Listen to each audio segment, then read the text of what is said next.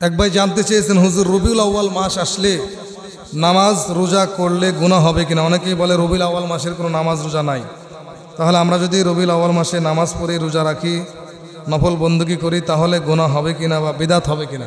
গুরুত্বপূর্ণ একটি বিষয়। দেখেন, রবিউল আউয়াল মাস নবীর আগমনের মাস, ঠিক কিনা?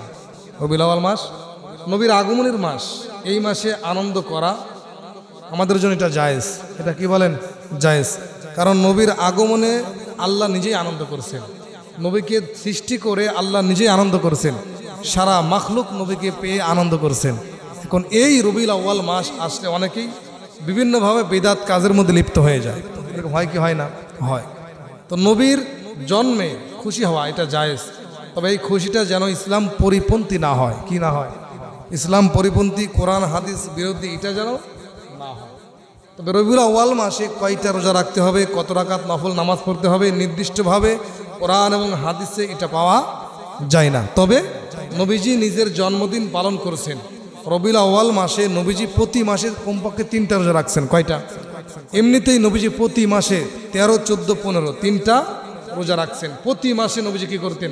রোজা রাখতেন। সাহাবায়ে কিরামও অনেক সাহাবী প্রতি মাসে 2টা 3টা করে কি করতেন? রোজা করতেন। নবীজিও নিজের জন্মদিন পালন করেছেন রোজা রেখে। একজন সাহাবী জিজ্ঞাসা করা হলো, ইয়া রাসূলুল্লাহ, আপনি সোমবারের দিন রোজা কেন রাখেন? নবীজি বলেন, উলিদতু ফিহি ইয়াউমিন, আমি এই দিনে কি করেছি? দুনিয়াতে আগমন করেছি, এই দিনে আমি জন্ম নিয়েছি। তো সোমবারের দিন নবীজির জন্ম, এই জন্য নবীজি কি রাখছেন? রোজা রাখছেন। এজন্য রবিউল আউয়াল মাসে নির্দিষ্ট নামাজ, নির্দিষ্ট রোজা নাই। তবে কোনো ব্যক্তি যদি নফল হিসাবে নামাজ পড়তে চায়, দরুদ শরীফ, নামাজ, কালাম, দোয়া, তাসবিহ, তাহলিল, নফল রোজা রাখতে চায়, নবীজি প্রতি মাসে 3টা রোজা রাখছেন। সাহাবায়ে কিরাম নবীর জন্মদিন পালন করেছেন রোজা রাখে। আপনি যদি পারেন 1টা 2টা 3টা বা অনির্দিষ্টভাবে নফল রোজা আল্লাহকে খুশি করার জন্য, নবীকে খুশি করার জন্য। কোরআন হাদিসের যেহেতু কোনো নিয়ম নাই, কিভাবে নামাজ পড়তে হবে তাও নাই, কতটা রোজা রাখতে হবে তাও নাই, কিন্তু আপনার ইচ্ছা নফল বন্দেগী যদি করতে পারেন, কোনো বাধা নাই। আপনি যে করতে পারেন, যে করবে তাকে বাধা দেওয়া যাবে না, আবার যে করবে না তাকে বাধ্য করা যাবে না। এটা হলো ভালোবাসা। সাহাবায়ে কিরাম নবীর জন্মদিন পালন করেছেন রোজা রেখে। এই জন্য আনন্দ করা জায়েজ, তবে এই আনন্দটা হবে ইসলাম পরিপন্থী না, ইসলামের পক্ষে থেকে।